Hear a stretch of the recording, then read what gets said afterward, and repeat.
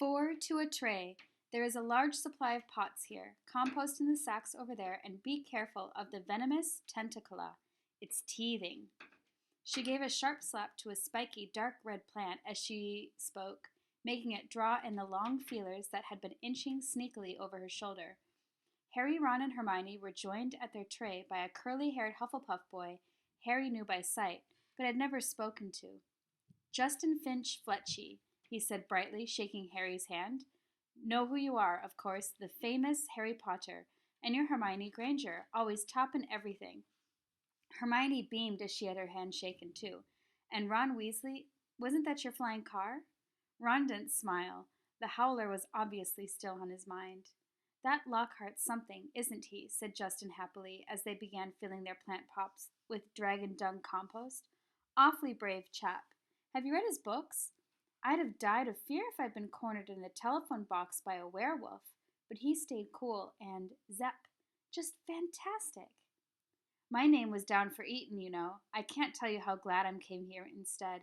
Of course, Mother was slightly disappointed, but since I made her read Lockhart's books, I think she's begun to see how useful it'll be to have a fully trained wizard in the family.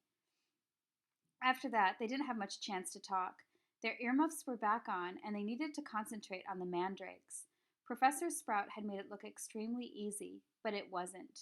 The mandrakes didn't like coming out of the earth, but didn't seem to want to go back into it either. They squirmed, kicked, flailed their sharp little fists, and gnashed their teeth. Harry spent 10 whole minutes trying to squash a particularly fat one into a pot. By the end of the class, Harry, like everyone else, was sweaty, aching, and covered in earth. They traipsed back to the castle for a quick wash, and then the Gryffindors hurried off to Transfiguration. Professor McGonagall's classes were always hard work, but today was especially difficult. Everything Harry had learned last year seemed to have leaked out of his head during the summer. He was supposed to be turning a beetle into a button, but all he managed to do was give his beetle a lot of exercise as it scuttled over the desktop, avoiding his wand. Ron was having far worse problems. He had patched up his wand with some borrowed spellotape, but it seemed to be damaged beyond repair. It kept crackling and sparking at odd moments, and every time Ron tried to transfigure his beetle, it engulfed him in a thick gray smoke which smelled of rotten eggs. Unable to see what he was doing, Ron accidentally squashed his beetle with his elbow and had to ask for a new one. Professor McGonagall was not pleased. Harry was relieved to hear the lunch bell. His brain felt like a runge sponge. Everyone filed out of the classroom except him and Ron, who was whacking his wand furiously on his desk. Ugh, you useless thing! Write home for another wand, Harry suggested as the wand let off a volley of bangs like a firecracker. Oh yeah, and get another howler back, said Ron, stuffing the now hissing wand into his bag. It's your own fault your wand got snapped. They went down to lunch, where Ron's mood was not improved by Hermione showing them the handful of perfect coat buttons she had produced in Transfiguration. What have we got this afternoon? Said Harry, hastily changing the subject.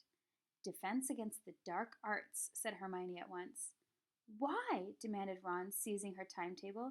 Have you outlined all of Lockhart's lessons in little hearts? Hermione snatched the timetable back, flushing furiously. They finished lunch and went outside into the overcast courtyard. Hermione sat down on a stone step and buried her nose in Voyages with Vampires again. Harry and Ron stood talking about Quidditch for several minutes before Harry became aware that he was closely being watched. Looking up, he saw the very small, mousy-haired boy he had seen trying on the Sorting Hat last night, staring at Harry as though transfixed.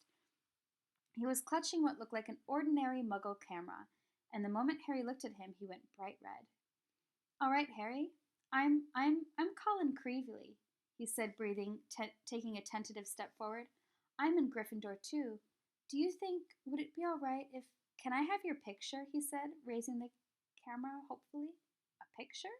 Harry repeated blankly. So I can prove I've met you, said Colin Creevey eagerly, edging further forwards. I know all about you. Everyone's told me about how you survived when you-know-who tried to kill you, and how he disappeared and everything, and how you've still got a lightning scar on your forehead. His high eyes raked Harry's hairline. And a boy in my dormitory said if I developed the film in the right potion, the picture'll move. Colin drew a great shuddering breath in excitement and said, "It's brilliant here, isn't it?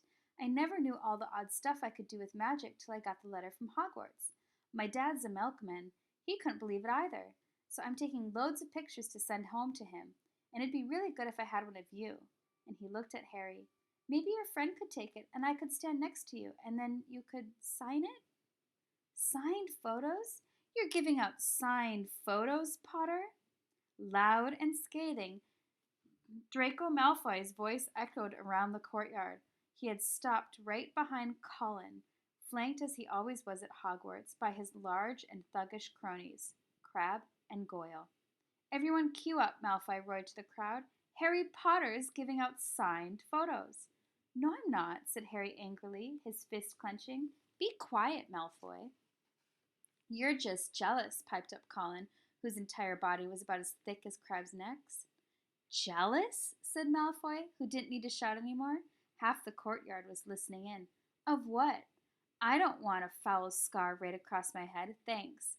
I don't think getting your head cut open makes you that special myself." Crabbe and Goyle were snickering. "Eat slugs, Malfoy," said Ron angrily. Crabbe stopped laughing and started rubbing his conker-like knuckles in a menacing way. "Be careful, Weasley," sneered Malfoy. "You don't want to start any trouble. On your mommy'll have to come and take you away from school."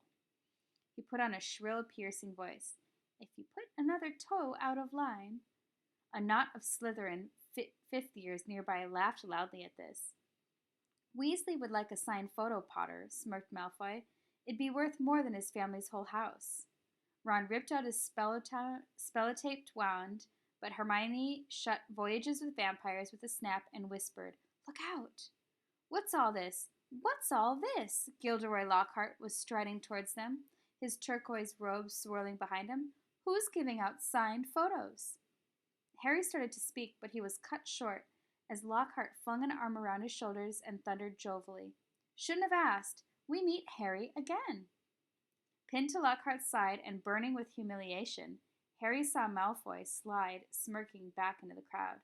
"Come on then, Mr. Creevey," said Lockhart, beaming at Colin. "A double portrait. Can't say fairer than that, and we'll both sign it for you." Colin fumbled for his camera and took the picture as the bell rang behind them, signaling the start of afternoon classes. "Off you go. Move along," Lockhart called to the crowd, and he set off back to the castle with Harry, who was wishing he knew a good vanishing spell, still clasped to his side.